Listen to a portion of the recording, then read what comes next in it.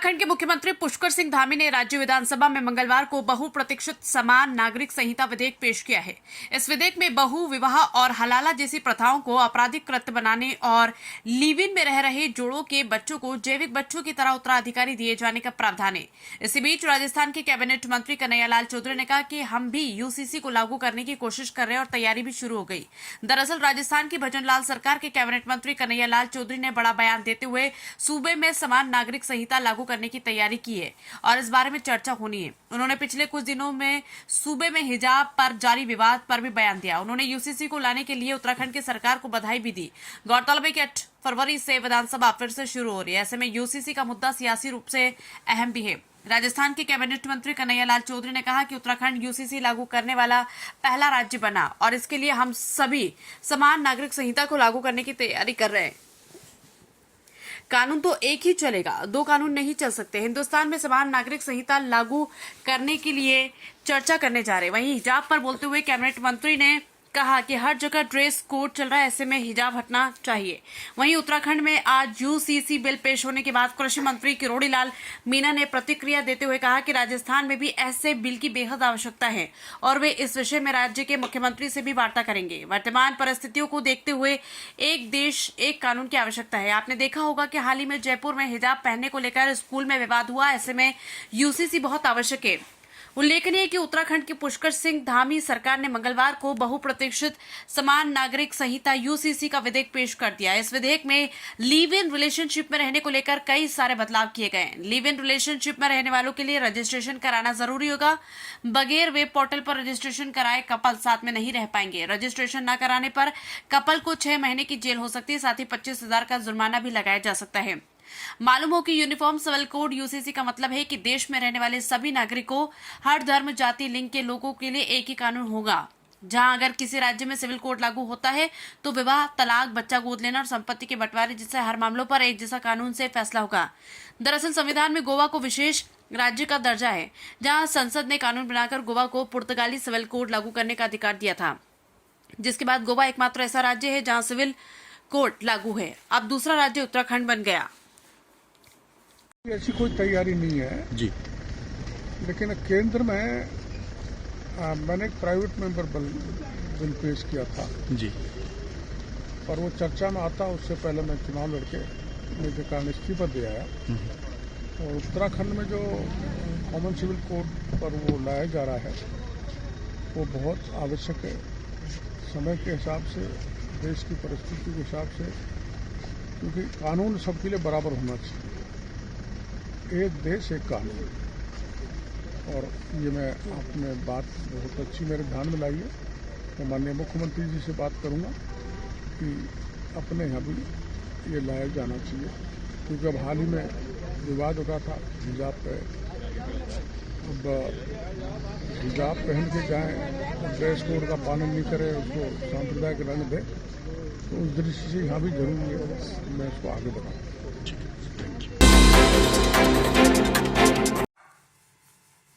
शहर के जसवंतपुरा रोड पर बाइक रुकवा कर जानलेवा हमला करने के मामले में पुलिस ने एक आरोपी को कर्नाटक से गिरफ्तार किया। पुलिस निरीक्षक रामेश्वर लाल भाटी ने बताया कि डुंगाराम पुत्र चेनाराम कलवी निवासी नया चैनपुरा गत 13 जनवरी को अपने भाई और दोस्त के साथ आरटीओ ऑफिस में भीन माल आ रहा था। रास्ते में कुछ बदमाश उनकी बाइक रुकवाकर मारपीट कर जेब से रुपए लेकर भाग गए। पुलिस ने मामला दर्ज कर इसकी जांच शुरू की। जांच के दौरान पुलिस को पता चला कि आरोपी कर्नाटक भाग गए हैं, जिस पर पुलिस वहां पहुंची और आरोपी मनोहर सिंह पुत्र मोट सिंह राजपूत निवासी नया चैनपुरा पुलिस थाना बागोड़ा जिला सांचौर को गिरफ्तार कर लिया। पुलिस दूसरे आरोपियों की तलाश में जुटी है।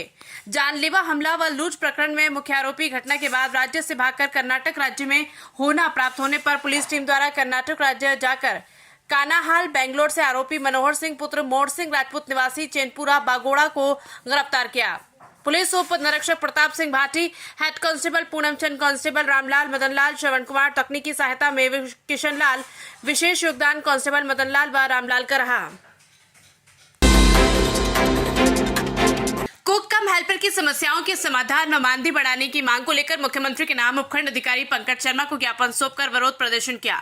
ज्ञापन में बताया कि राजस्थान के कुक कम हेल्पर के साथ आर्थिक शोषण हो रहा है। प्रतिमाह 2000 रुपए मानदेय मिलता है, जिसमें बढ़ोतरी की मांग करते हैं एवं विद्यालय में छात्र छात्राओं को पोषण आहार बनाने का व दूध पिलाने का कार्य हमारे द्वारा किया जा रहा है, लेकिन हमारा मानदेय अति न्यून है, जिससे हमारा घर का खर्च भी नहीं चलता, जिस कारण मानदेय में बढ़ोतरी करवाने की मांग की गई। इस मौके पर कई कुक कम हेल्पर कार्मिक मौजूद रहे।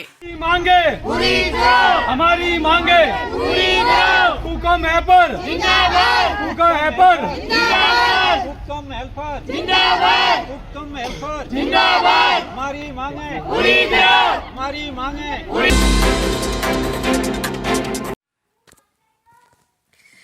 राष्ट्रपति द्रौपदी मुर्मू के 14 फरवरी को प्रस्तावित मेहंदीपुर बालाजी दौरा। प्रस्तावित यात्रा को लेकर आईजी उमेश दत्ता पहुंचे मेहंदीपुर बालाजी। आईजी के साथ दौसा कलेक्टर देवेंद्र कुमार ने हेलीपैड स्थल, मुख्य मार्ग सहित मंदिर परिसर का लिया जायजा।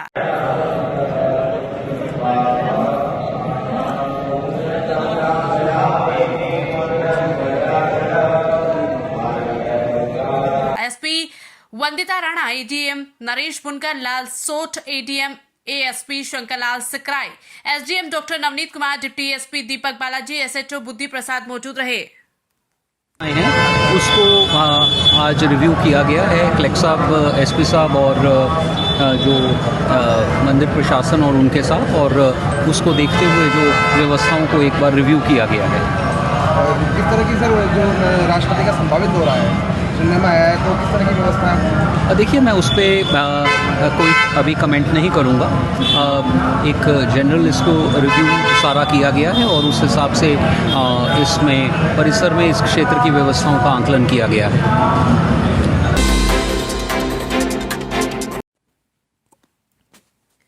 राजस्थान का अंतरिम बजट कल वित्त मंत्री दिया कुमारी ने दिया अंतरिम रूप। क्या पेट्रोल डीजल की दरें कम होंगी? पेट्रोल डीजल पर घटाया जा सकता है वेट। स्वतंत्र वित्त मंत्री के रूप में पहली बार होगा बजट पेश। देश की मोदी सरकार ने 1 फरवरी को अपने इस कार्यकाल का अंतरिम बजट पेश कर दिया है। वहीं राजस्थान का अंतरिम बजट कल पेश होगा। उप मुख्यमंत्री एवं वित्त मंत्री दिया कुमारी ने बुधवार को उप मुख्यमंत्री कार्यालय में वित्तीय वर्ष 2024-25 के राज्य लेखानुदान बजट को अंतरिम रूप दिया। इस अवसर पर अतिरिक्त मुख्य सचिव वित्त अखिल अरोरा, शासन सचिव वित्त राजस्व कृष्णकांत पाठक, शासन सचिव वित्त बजट नरेश कुमार ठकराल एवं निर्देशक बजट ब्रजेश शर्मा उपस्थित थे। बता दें कि राजस्थान विधानसभा में वित्त मंत्री दिया कुमारी कल सुबह 11 बजे बजट पेश करेगी। ये भजनलाल शर्मा सरकार का पहला बजट होगा। इसमें राज्य सरकार के इस अंतरिम बजट में नई भर्तियां, कर्मचारियों के लिए ओल्ड पेंशन स्कीम, हर घर नल जल योजना, आयुष्मान योजना का विस्तार, किसानों को ब्याज मुक्त लोन, लखपति दीदी स्कीम जैसे कई ऐलान किए जा सकते हैं। राजस्थान के इतिहास में मुख्यमंत्री के पास वित्त मंत्रालय का जिम्मा छोड़ दे तो ऐसा पहली बार है कि जब कोई महिला स्वतंत्र रूप से वित्त मंत्री के रूप में बजट पेश करेगी।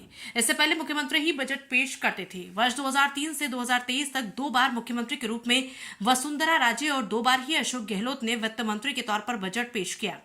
हालांकि ये बजट पूर्णकालिक नहीं होकर लेखानुदान होगा, जिसमें सरकार 3 महीने के लिए अपना लेखानुदान सदन में पेश कर उसे बहुमत के साथ पारित करवाएगी। अंतरिम बजट में सरकार खर्च के अलावा राजस्व का भी ब्यौरा देती है, जबकि लेखा अनुदान में सिर्फ खर्च के लिए मंजूरी मांगी जाती है। हालांकि लेखा अनुदान को संपूर्ण बजट ही तैयार करा जाता है, लेकिन इसमें घोषणा वाले हिस्से को शामिल नहीं किया जाता। राजस्थान में जब भी सरकार बनती है तो लेखा अनुदान पारित कराया जाता है, क्योंकि राजस्थान में हमेशा सरकार का गठन दिसंबर माह तक हो जाता है। बता दें कि लेखानुदान के तहत सरकार कोई नीतिगत फैसला नहीं लेती। इस दौरान सिर्फ वेतन, पेंशन, जिला प्रशासन, न्याय प्रशासन, निर्वाचन व कंटिजेंसी पर पैसा खर्च करने के लिए विधानसभा से मंजूरी ली जाती है। करीब 3 से 4 महीने के लिए लेखानुदान लिया जाएगा। लोकसभा चुनाव के बाद राज्य सरकार जून या जुलाई में पूरा बजट ला सकती है। लेखा अनुदान ही सही है, लेकिन भजनलाल सरकार का यह पहला बजट होगा। ऐसा माना जा रहा है कि बजट लोकसभा चुनाव को ध्यान में रखकर ही पेश किया जाएगा। लेखा अनुदान में पूर्णकालिक बजट की छाया दिखाई दे सकती है। महिलाओं के लिए खजाना खुल सकता है, जबकि युवाओं के लिए नौकरियों की घोषणाएं हो सकती है। इसके साथ ही चुनाव में बीच आम और खास को देखते हुए पेट्रोल डीजल पर लगाने वाले वेट को लेकर घोषणा हो सकती है।